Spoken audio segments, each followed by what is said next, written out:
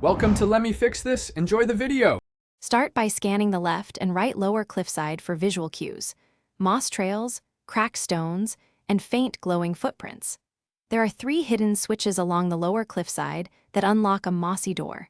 Time your runs so you can collect 30 Acorn tokens to power the door's rune in under 90 seconds and avoid unnecessary backtracking.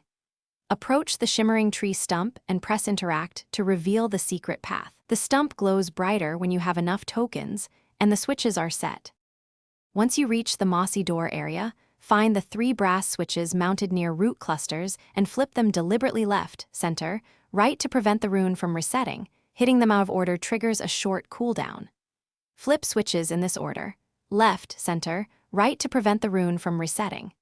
Each switch press gives exactly 1/4 of the rune charge, needing 4 charges total. So make sure you also deposit any Acorn tokens into the glowing basin.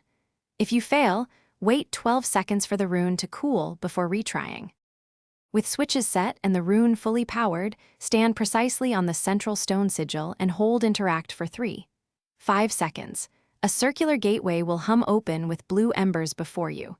Step onto the stone sigil and hold interact for 5 seconds to open the gateway. Inside, the secret level offers compact platforming, timed puzzles, and rewards. 1 rare seed and a guaranteed 1-up on completion if you finish within the 60-second bonus window. Exit via the back portal to retain unlocked secrets for future runs and save progress at the nearby shrine. Thanks for watching. If you found this helpful, don't forget to like and subscribe.